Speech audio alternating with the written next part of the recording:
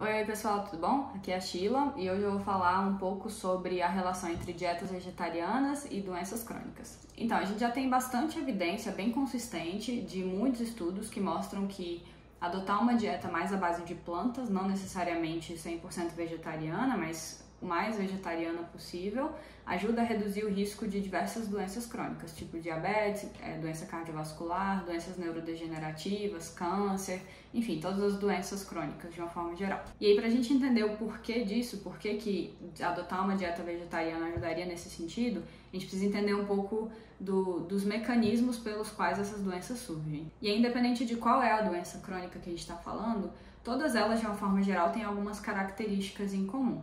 E a principal delas é que, além de serem crônicas, ou seja, de se desenvolverem ao longo do tempo, então é diferente de doenças infecciosas, por exemplo, né, que surgem de repente, então são doenças que demoram tempo para se desenvolver, e todas elas dependem de um processo inflamatório crônico. Então, o que causa esse processo inflamatório? É basicamente um excesso de radicais livres. Esses radicais livres eles podem vir da alimentação, de outros fatores de estilo de vida, o próprio estresse aumenta a produção de radicais livres, cigarro, falta de exercício, enfim, um monte de coisa que aumenta a produção de radicais livres ou dificulta a sua eliminação. E isso mantém um alto nível de estresse oxidativo no organismo. E esse processo de excesso de estresse oxidativo ativa o sistema imune e faz a gente ficar sempre inflamado, ativa o processo de inflamação. Inflamação é um processo normal que acontece no nosso corpo, que o sistema imune usa para reparar tecidos, então, que é diferente quando a gente fala em inflamação aguda e inflamação crônica. Então, a inflamação aguda é isso, por exemplo, quando você tem um corte e aí aquilo ali inflama e isso recruta um monte de células do sistema imune e todo o mecanismo de reparo daquele tecido. Então, essa inflamação boa, importante, que a gente precisa ter. Mas, quando a gente fala em excesso de estresse oxidativo e ativação constante do nosso sistema imune, a gente tem um quadro que a gente chama de inflamação crônica de baixo grau. Ou seja, é um pouquinho de inflamação, não é essa inflamação exacerbada que a gente tem, por exemplo, quando a gente tem um machucado, um acidente, alguma coisa assim, só que ela se perpetua. Então, é diferente de uma inflamação que é um processo que inflama e depois recupera e aí repara tecido, né? Ela fica ao longo de anos, pode ser, enfim, 20 anos, 30 anos, enfim, fica o tempo inteiro propagando essa inflamação de forma sistêmica. Então, ela acontece no corpo todo, com alguns focos em alguns locais específicos, mas de uma forma geral, assim, o corpo inteiro fica sob esse processo aí de estresse oxidativo e inflamação.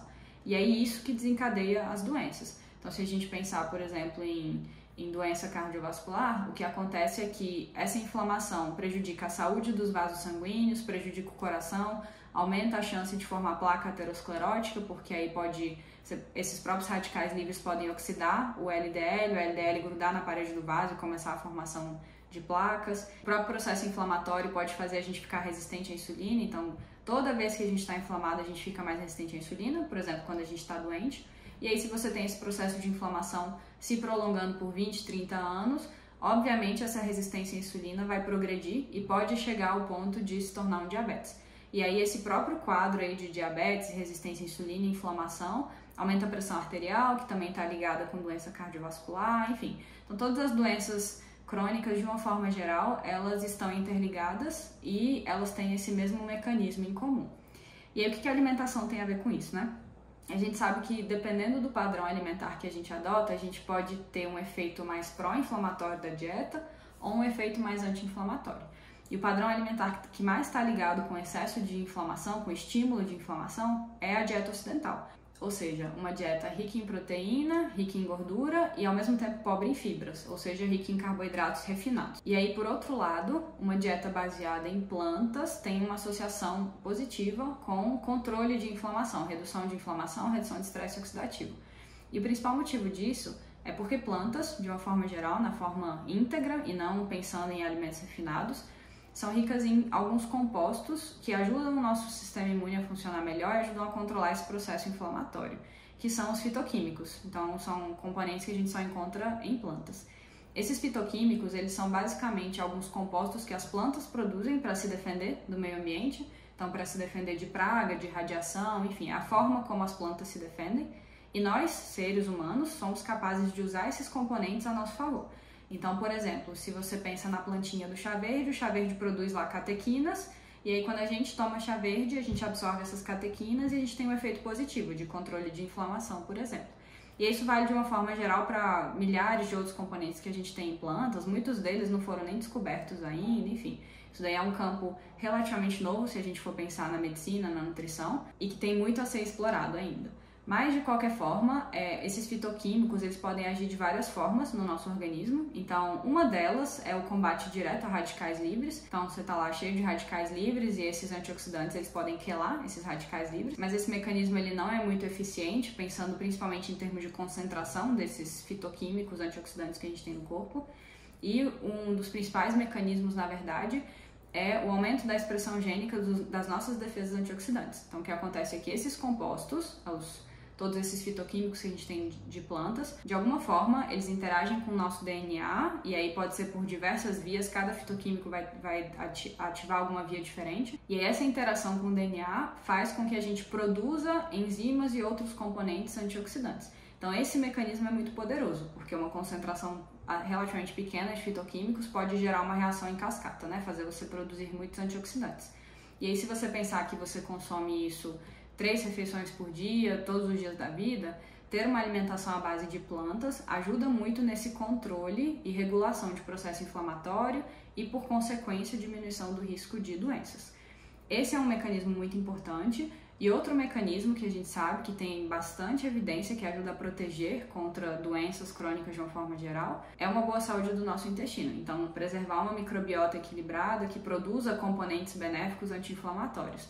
E aí um exemplo disso é que quando a gente come muita fibra, uma parte dessa fibra é fermentada por bactérias probióticas que a gente tem, e essas bactérias produzem ácidos graxos de cadeia curta, que são componentes que os nossos enterócitos, as células do intestino, usam como fonte de energia, então isso ajuda a manter toda a saúde e integridade da barreira intestinal.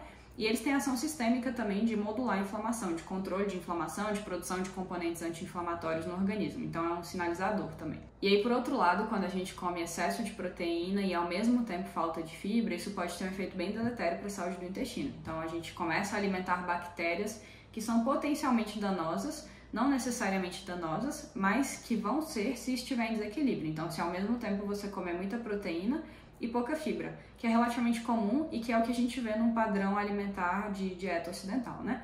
Então, o que acontece é que você começa a alimentar muitas bactérias que quebram bem aminoácidos e produzem componentes que são pró-inflamatórios. E ao mesmo tempo você tem poucas bactérias que produzem os compostos anti-inflamatórios.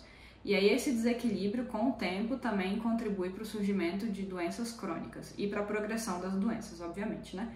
Então, de novo, manter uma dieta à base de plantas ajuda tanto pelo teor de fitoquímicos que a gente tem, como pela alta ingestão de fibras. E de uma forma geral, a gente tem evidência que mostra que uma dieta vegetariana de fato seria melhor para manter a saúde da nossa microbiota, mas não necessariamente é ser ou não ser vegetariano, porque só ser vegetariano não quer dizer muita coisa, né? Você pode ser vegetariano e comer muitos alimentos refinados, comer batata frita, coisas que não necessariamente vão te ajudar porque não vão ter fibra e não vão ter fitoquímicos. Então, independente da sua escolha, do padrão alimentar que você segue, a lógica é que a nossa alimentação deveria ser constituída principalmente por plantas e na forma mais íntegra possível. Ou seja, comer os vegetais, comer os grãos integrais, comer leguminosas, castanhas, tudo do jeito que a gente encontra na natureza. Quanto mais a gente vai mudando isso, vai processando os alimentos, pior.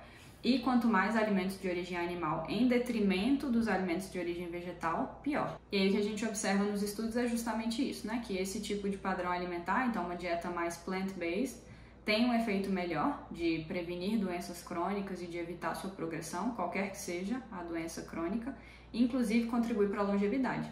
Então não só protege contra as doenças, como faz as pessoas viverem mais. Bom, então era isso que eu tinha para falar. Espero que tenha ficado um pouco mais claro agora esse tema e essa relação entre a alimentação e o surgimento e a progressão de doenças crônicas.